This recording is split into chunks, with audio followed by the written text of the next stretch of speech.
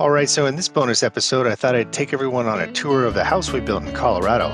We reference it in some of the other videos, so this way you can see what it was all about. But first, let's go back to the beginning. We bought our 5-acre property in 2013, and by the time we went through several iterations of floor planning and then a couple months through the engineering and permit process, we broke ground about 6 months later in January of 2014. I remember that winter because it actually started pretty warm and hadn't really snowed yet, which you can see in these photos of us digging a small hole just to get enough dirt to put over the culvert to get across the ditch. Anyway, the nice weather didn't last long because we had my dad come out to be our excavator operator, and by the time he got there, things had really changed with lots of snow and sub-freezing temperatures. So we spent the first month or two digging, and then the concrete crew poured the foundation and then went backfill behind it. And part of all the excavation we were doing involved a big hole to install a loop field portion of a ground source heat pump we had planned on having. Around April of that same year, the framers got started, which for me is really one of the most exciting parts of construction because you really get to see the building come to life. And those guys were pretty fast because despite the size of the house, it really only took them a couple months. The rest of that year went by pretty quickly, but the subs all made good progress with getting the windows installed and the doors and the siding and the roofing on the outside, as well as good progress with the electrical, plumbing, and HVAC rough-ins on the inside. 2015 really marked the beginning of the trim phase, which was cool because we finally had lights and heat and running water, important stuff like that.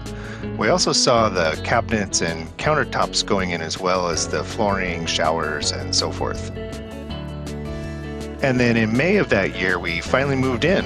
Felt like forever to us, but really for as big as the house was and the fact that the project was run by a couple of newbie general contractors, getting moved in less than 18 months really isn't bad.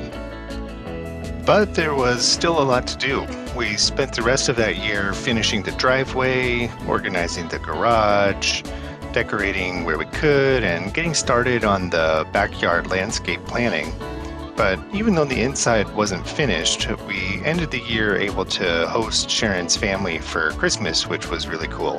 Her parents came out about a month before the big event to help us get ready with making some curtains and decorations and a table that we actually still use today for outside dining. In 2016, we started in on a major trim project of building a coffered ceiling in the great room, which really turned out pretty well given our relative inexperience with trim carpentry.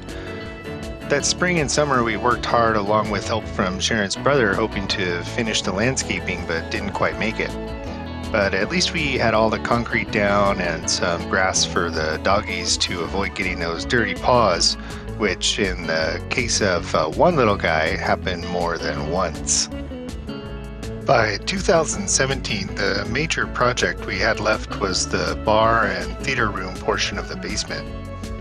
We put up this reclaimed wood siding on most of the walls, which looked really cool, and finally finished everything up with the wine cellar. The wine cellar is kind of funny and ironic because of all the trim projects we did, we ended up liking it the best, even though we really don't drink all that much wine. By the way, a big shout out to my parents for helping us get to the finish line on all that.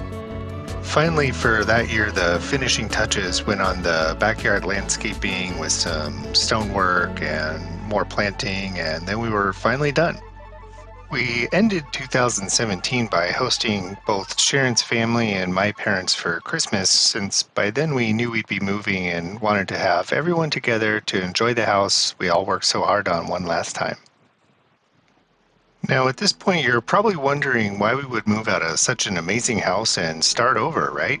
I don't really know what to say other than that we must really love building stuff, and since there was nothing left to do, we had to sell it and start over. So with that, and thanks to our real estate agents, Wanda and Elaine at Sotheby's, I'll let the rest of this video be the one they created for us as part of the sales material, which does an awesome job of showcasing our 5-year adventure.